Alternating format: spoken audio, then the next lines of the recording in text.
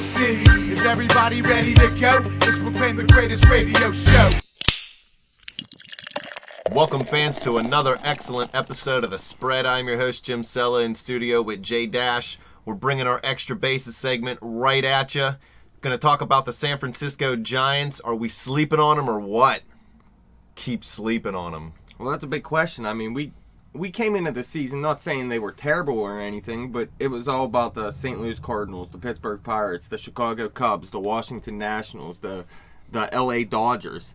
And really, this team has been a dynasty over the past half decade. Really. 3 and 5 years, am I correct? Yeah, I believe Is it the so. quietest 3 championships in any sport in a 5-year period?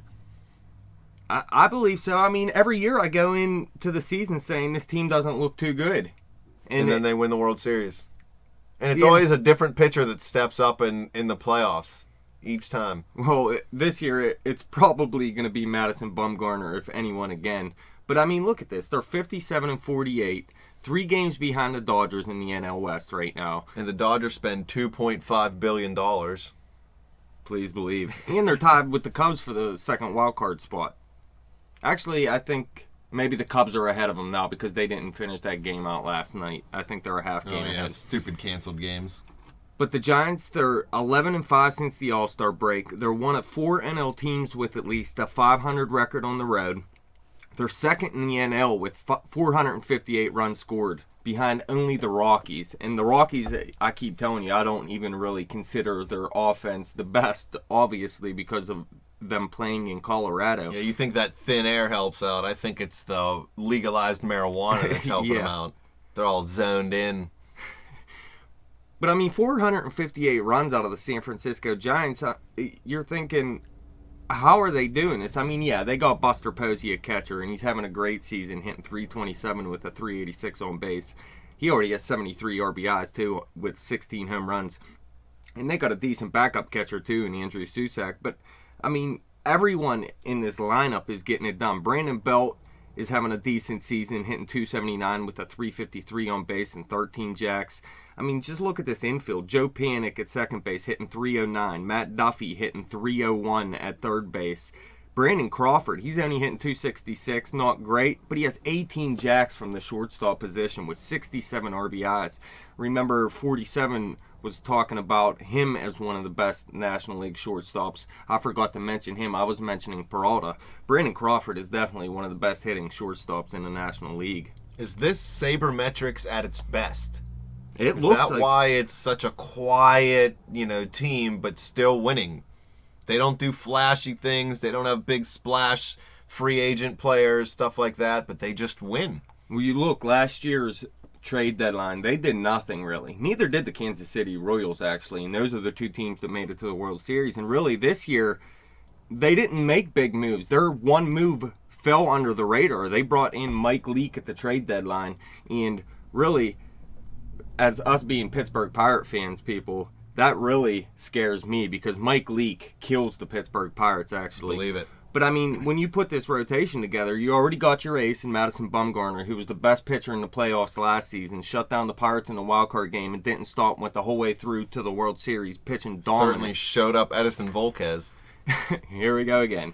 And then they have that rookie we talked about earlier. He's an older rookie. I think he's 27 years old now, but his name's Chris Heston. He was that guy that threw that no-hitter, and he's been a little inconsistent this season, but right now he actually has a better ERA than Bumgarner with a .324 ERA.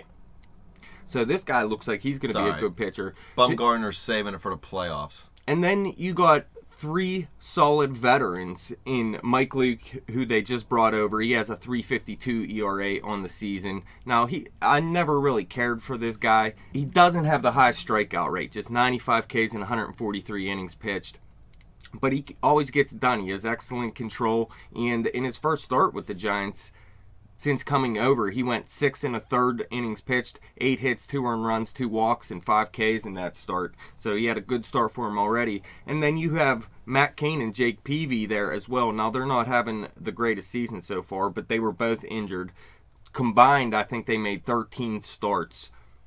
So we'll have to see how it goes from here with them. But Jake Peavy was pitching great for him at the end of the season last year when they traded for him. And Matt Cain, everybody knows, can be a good pitcher when he's healthy. And he just got to get on his game. He needs a few more starts. I think this guy is going to turn it around. But, I mean, you got 3 solid veterans, a good rookie pitcher, and you got your ace. So the pitching rotation looks filled out from here. So if the playoffs started today, what 3 guys would you go with? Obviously Bumgarner, number 1. But what are the other 2 guys you would go with for your 3-man rotation? Well, I tell you what, if I'm facing the Pirates, I'm pitching Mike Leake, because when that guy pitches against them, dude, he gets every call in the world. It could be 4 feet outside and it's called a strike. This guy gets... now, it could happen like that against other teams for him. I don't know. I see more Pirate games than anything when Mike Leake's pitching. I'm not going out there trying to watch Mike Leake pitch.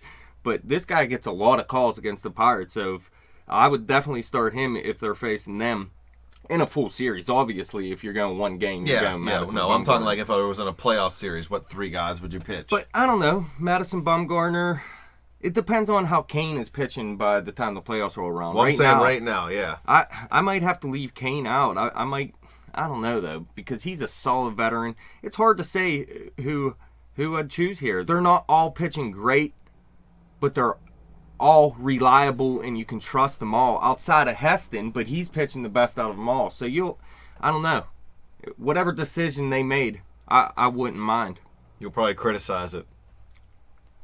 You'll probably criticize it. You're the one criticizing every baseball aspect possible. No.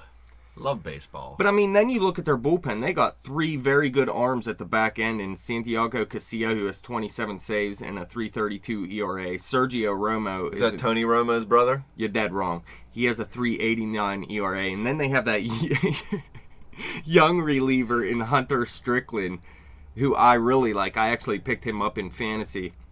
He has a 1.86 ERA, 33 Ks compared to 6 walks in 29 innings. This guy looks like he could be their future closer, actually. But they got those 3 at the back end.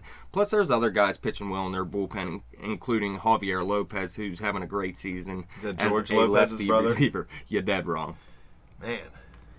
But, I mean, so their pitching staff, they're 7th in the NL in runs allowed with 407. So it's not like their pitching staff is dominant by any means. But bringing in Mike Leake definitely helps because that fills out this rotation very nicely.